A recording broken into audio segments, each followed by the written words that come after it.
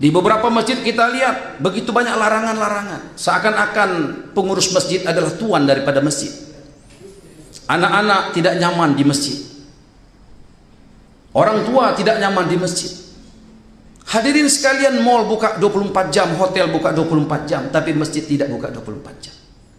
1 juta masjid ini harusnya menyumbang begitu banyak kebaikan bagi Indonesia. Baginda Nabi membangun 1 masjid, tapi kebaikannya tersebar di seluruh alam. Kenapa 1 juta masjid seakan-akan tidak memberikan kebaikan sama sekali? Masjid hari ini, amalan-amalan masjid tidak menjadi prioritas. Harusnya bukan fisik masjid, tapi amalannya. Hadirin sekalian, kami berkunjung ke perumahan Hakim Agung.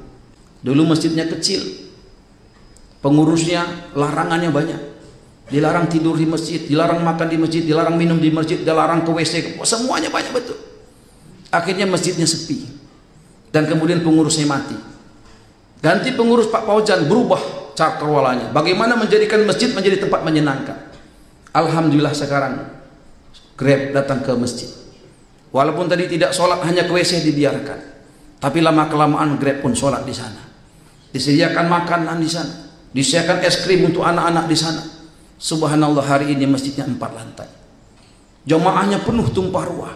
Setiap Jumat disediakan ribuan kotak makan makanan. Singa ganas saja dari hutan kalau dikasih makan, hari-hari dikasih makan, lama-lama jinak itu singa. Kenapa umat hari ini tidak jinak ke masjid?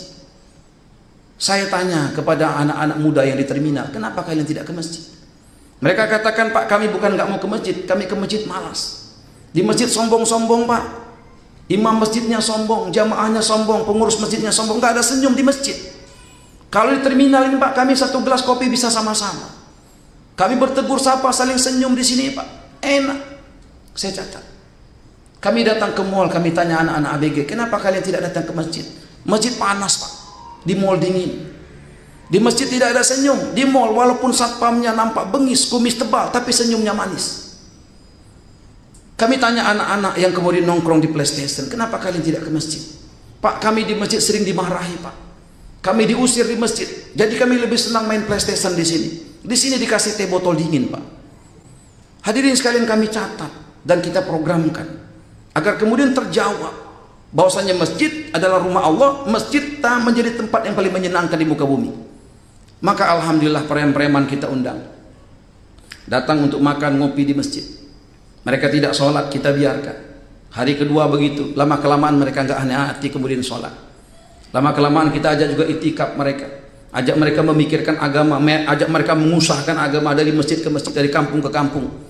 Hari ini anak-anak muda yang tadinya orang tuanya tidak lagi menganggap mereka sebagai anak, hari ini mereka ditanya terus sama orang tuanya.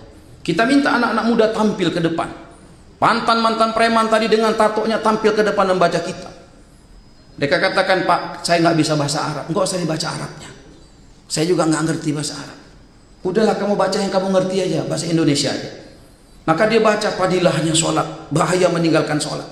Belum dibaca preman ini menangis, Pak. Tato kiri, tato kanan, menangis. Orang tanya, Pak, kenapa kok disuruh preman yang baca? Nggak apa-apa, biarkan saja. Daripada megang botol, mendingan megang kita. Subhanallah, maka kelamaan mereka memperbaiki bacaan Qur'annya. Kita minta mereka mengumandangkan azan. Beda ketika mereka mengumandangkan azan. Hati kita teriris-iris, Bapak.